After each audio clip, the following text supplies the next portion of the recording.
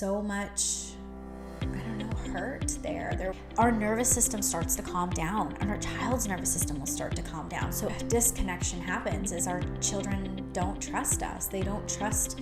To be really honest, I've been really bad at it. I've gotten so much better. A feeling within yourself, this deep-rooted knowing that you don't need to fix your child's emotions. Welcome to the Slowish Parenting Podcast. I'm your host, Alexis. I'm a mama to 2 little girls and a parenting coach. It's become my mission to help families rekindle connection, to rebuild relationships on a foundation of safety and trust, and to give parents the tools they need to show up with empathy and compassion, no matter what situation may arise. If you are craving slowness, peace, and joy in your parenting, you've come to the right place. Alrighty, let's get into today's episode. On today's episode, we are going to be talking about something that's very near and dear to my heart.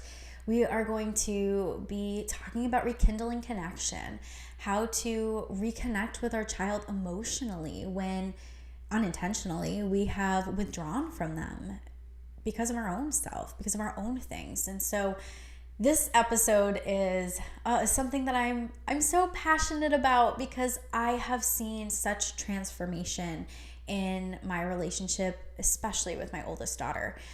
There was just so much, hurt there. There was so much that we struggled with together, and now coming on the other side of it, which by the way is not perfection. We still have moments of disconnection, but that is always the goal. If you want to learn more about our story, I shared all of it in my Rekindling Connection workshop. These workshops I do every single month. It's just $10, but I do still have the recording up for this one. If you're interested, I will link that below. But in this workshop, I really shared how our healing journey went. I gave you all the tools on how my daughter and I went from disconnection to really finding safety in our relationship and how she was able to trust me again. That's really what happens when that disconnection happens is our children don't trust us. They don't trust what's going on. They don't trust how we're showing up or how we're going to show up. And so it's really starting out with really small little moments and teaching them and showing them how they can show up, how we can show up, and we start to build that trust with them. So I'm going to keep looking at my notes here because I don't want to get off topic. It's something that I really struggle with in podcast episodes because it just feels so free, and part of me loves that, and the other part of me is like, to stay on task. But I want you to know a couple of things that I was confused about in the beginning with connection. I thought connection meant playing with my child, and that was really confusing for me because I felt like I played with my daughter all the time. How could she be feeling disconnection? It actually was not even on my radar that was the issue we were having. Then as time evolved and I started going to school, I really began to realize she was feeling disconnected, and that was causing a lot of the behavioral differences and issues that she was struggling with. She was having a really hard time hearing no. She could not hear no. She didn't like no. She didn't want to hear it at all, and she would throw a temper tantrum, and it was awful, and then it made me miserable, and then I would disconnect, and then she would disconnect. And the craziest part about connection is that it's our children's direct line to love. That's how they feel loved at this stage of the game, especially younger children. It's that physical connection that helps them to feel loved. And I think that as a parent, especially if you have multiple children, it can feel really overwhelming. Like, how do I connect with each child? And so that's really what I'm going to share here today, is really some simple, actionable things that you can start doing today if you aren't ready to deep dive into connection. If you're like, I kind of want to try some things, but I'm not ready to do that. And when you're ready, come back and do the Rekindling Connection workshop. You will see huge change and transformation in how you think of connection and how you show up with connection. But in the meantime, start implementing these little things. Start doing these little things along the way, because they will matter in the end. So I want you to understand a couple of things. So one is that typically when we do try to engage in connection, which if you've seen the advice and maybe you've heard it from me, when our child is in a tantrum, say we have a toddler and they're in a tantrum, or we have an older child and they are in this moment of extreme anger and there's no listening ability. It's basically what I'm trying to get to. These children have no ability to listen. And that's the moment where I'm like, we need to lead with connection. But our child doesn't want to connect with us because every other time they have not been met with connection. They have been met with a kind of a rushing of emotions or uncomfortable, knowing that we are feeling uncomfortable about this situation that's going on, whether it's the behavior or their actions or what they're saying. And we want to feel really grounded and strong that what you're doing isn't fazing me. What you're doing isn't bothering me. You're not a burden. You're not a problem. I'm here. And like, trust me, And I think that in that moment, we can put, I'm going to get this phrase so wrong, but we're going to put the cart before the horse. If my parents are listening, they'll laugh. I'm terrible with these phrases. I know what they are, but I don't always know how they're supposed to be said. But you guys get the point. That I don't want to put something before what's supposed to happen. And when I'm saying let's lead with connection, well, we can't lead with connection unless there's some foundation of connection. And so how do we get that foundation of connection? It's important to realize that when our child is in this tantrum, right, there is nothing that you can say nor do to change what's going on for them. They're in fight or flight. If you are at all familiar with, mental health and all of that, you know that fight or flight is this state where it's kind of like a panic starts to happen. And for children, they will act out and they will do things just because they're in this fight or flight state. So I like to remind myself that when they are in fight or flight, there is nothing I can do. There is nothing that I can say. I can't rush them through it. I can't change it. I have to get comfortable with the emotions. And I feel like instead of being frustrated that in that moment they didn't connect with us, like Alexis is saying, like connection before correction, but I can't even connect with my kid to get to correct them. And that is probably true. And remembering that we need to be building little moments of connection throughout our day, so that way in these really big moments when our kid is feeling really triggered, they will let us in for that connection. And just to share a little tiny bit of what was in the Rekindling Connection workshop, my daughter would not want to be near me when there was a tantrum going on. And it actually made me feel more angry. And it kind of fueled my anger because I felt like I'm trying to connect with you. I'm trying to do the thing that would help you, but you're not letting me. Like that was the feeling.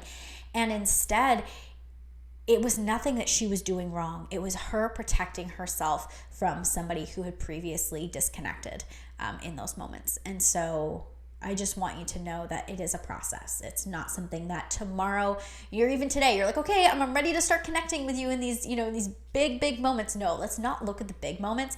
Let's go to the micro, the little moments. I like to start, honestly, with the beginning of our day. I make a big deal of morning time. It's like, hey, good morning. I missed you. My oldest daughter is sleeping on her own, and my youngest has just started night weaning. And so she's been sleeping with my husband some of the night.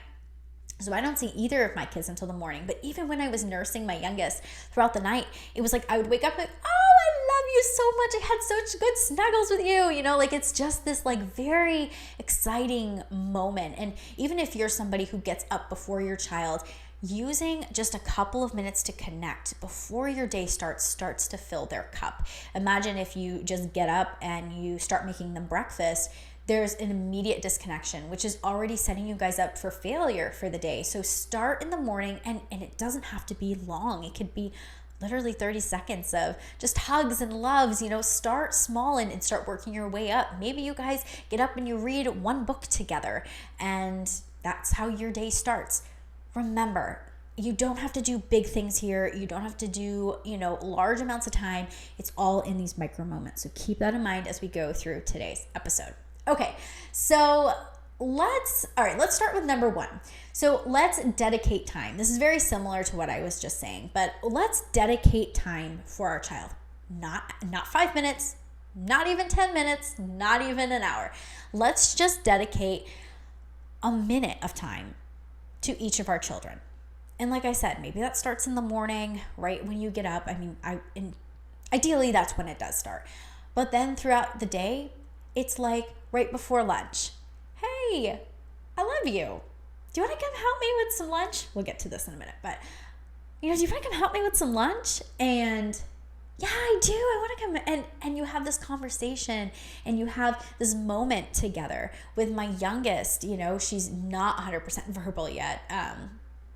And so diaper changes are a time where I really use them to connect with her, and we laugh and we giggle, and then sometimes I'll even read a book after. Or if I am noticing that, there's some big emotions kind of starting to stir, there's this motherly intuition where you're just like, something's off here. I don't know, but something's coming. The storm is brewing.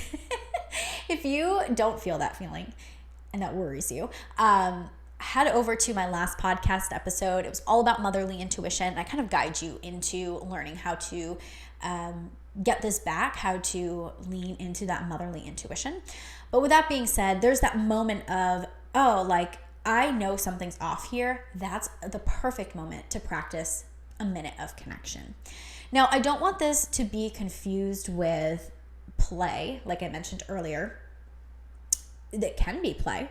You can play together, but connection is not play. Play is a part of connection. And I think that it would be really awesome to dedicate 5 minutes of time if it's hard for you to play, which is totally normal, by the way. And also, we can change that. Play is something that can be super connective.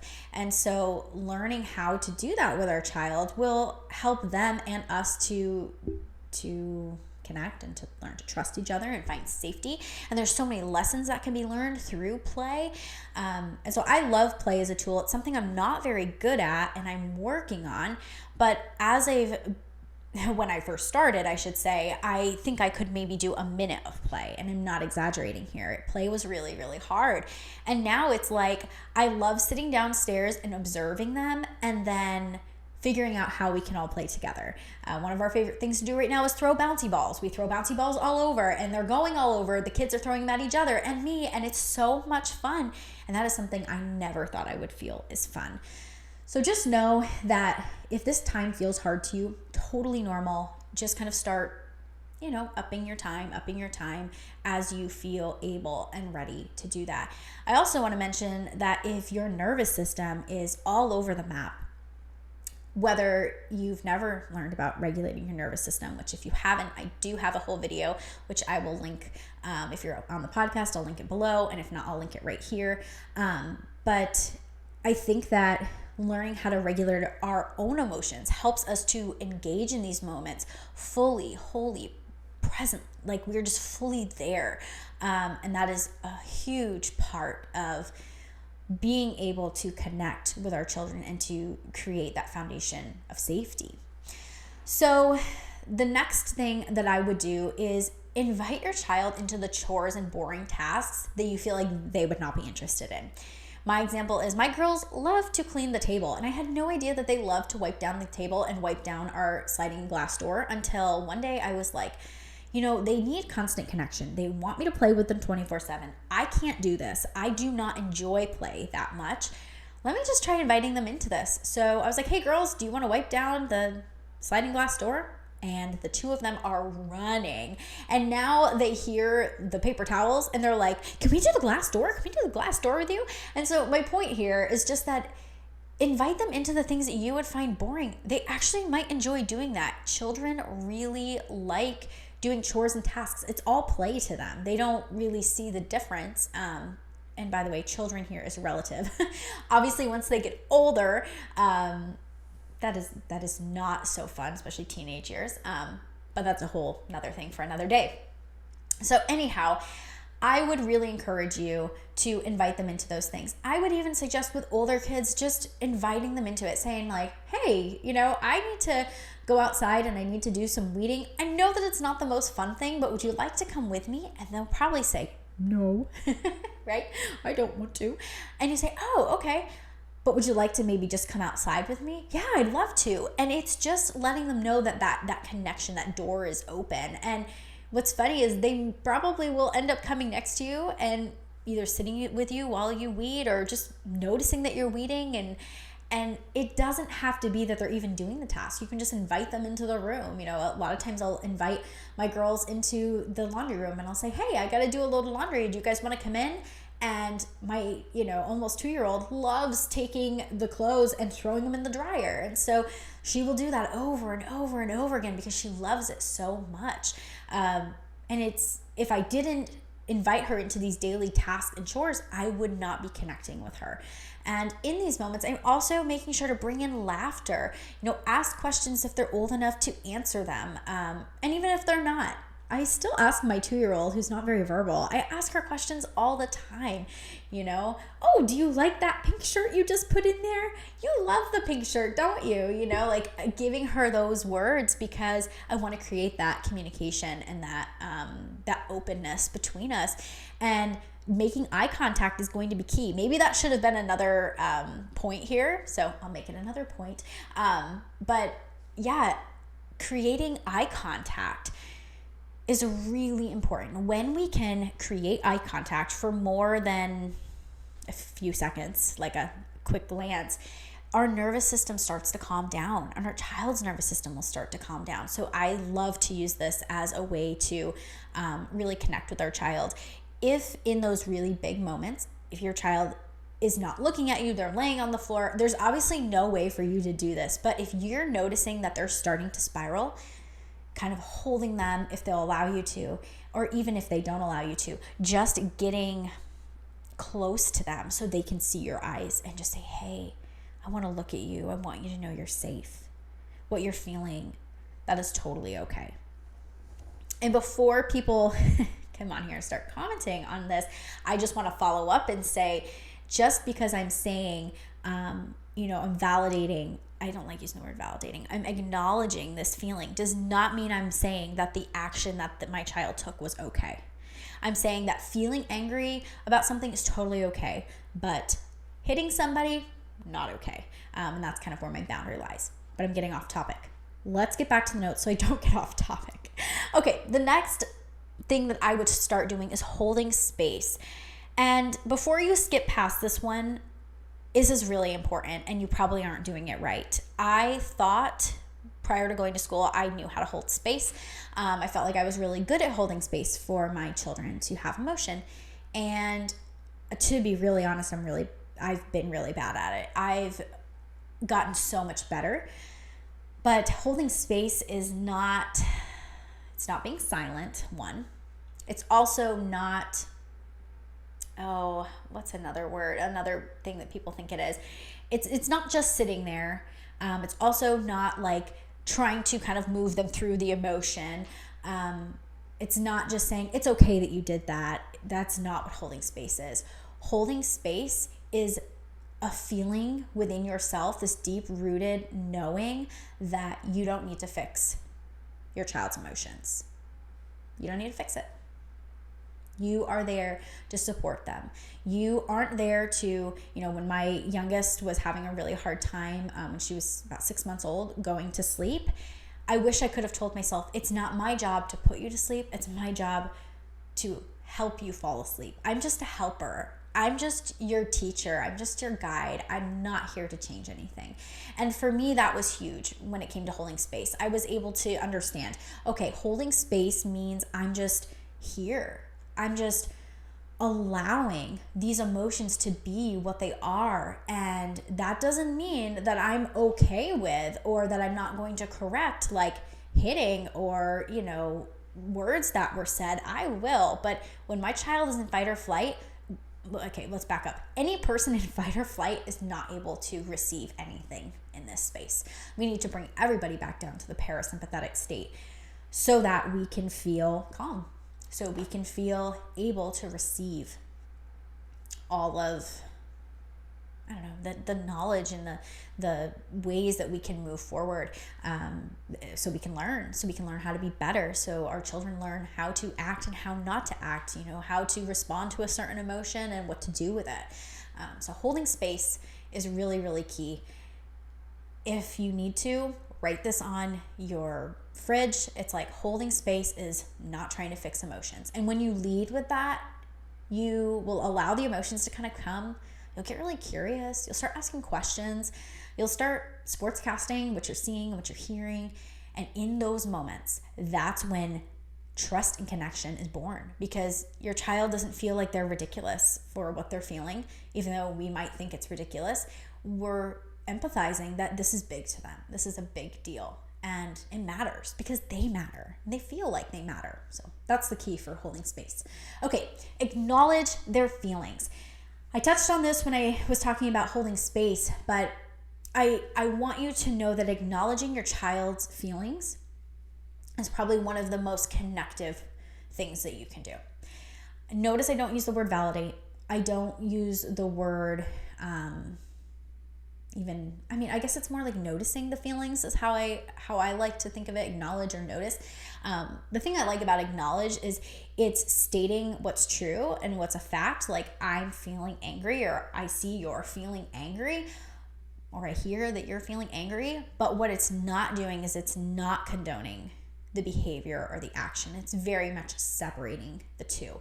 And as a parent, that's our job, is to separate the two. There's this feeling that's going on, and we need to teach our child, okay, when you're feeling, I keep going to anger, but when you're feeling anger, here's the tools that you can use to get past this anger. And over here is what you can do with that anger. And hitting your sister because you're feeling angry is not okay. That's not what we do in our family. This is, not an okay way to act. And so giving them, the tools of what to do, what they can do, that is what's actually going to teach them. Yes, touching on the, don't do this, but our kids don't know what to do if they've never been taught. And now you're probably sitting here going, okay, but I've never been taught. I don't know what to do with the anger. And honestly, that is where coaching comes in. I help to give you the resources and the tools so that way you can figure out how to regulate yourself. So that way, in those really big moments when you're starting to feel, really frustrated and you're wanting to respond, kind of that knee-jerk reaction, we pause before that point. And I help you to figure that out. We figure out your triggers. I look at myself as really just your guide. I'm just helping you to figure out how to handle these situations. And so if that is something you're interested in, you could definitely head over and submit an application. But I think when we think of emotional connection, I think the key here is allowing what is going on for our kids to be. I feel like that's really what this whole thing is. There's this allowing time, there's allowing space, holding space, there's dedicating these little moments, finding laughter in there. But it's really a way of life. It's a way you think of things, the way you show up, and how we are modeling this connection with our child is key. Like, we want to model what it looks like to behave in a way that is okay, I guess, if we are yelling at our child, causing this disconnection, our child in these big moments are going to yell because that's what's just been modeled to them. And then we can't connect with them. So that's why for me, I want to come out of those really big moments. I don't even want to attack those or address those until I've addressed all the little moments. And you're going to start to notice your child opening up. You're going to start noticing them wanting to come to you. For me, it was like, she would start coming to me and just laying her head on my arm randomly. And I was like, this is awesome. She just wants connection right now. And from there, I really felt like that was the turning point of being able to be there for her in those really big, tantrumy, bad moments. So yeah, I hope that this episode was helpful for you. I hope that it gave you some tools and some ideas and actionable things to do to start connecting with your child. If you want to go deeper, I do have that Rekindling Connection workshop. Like I said, the link will be below, because that will really transform how you show up as a parent and be able to connect with your child, really heal and change that relationship and that dynamic that you have with your child. So yeah, I hope that this was helpful. As always, if you have any questions, make sure that you comment them below. And yeah, I hope that you guys have a good week, and I will see you in the next episode.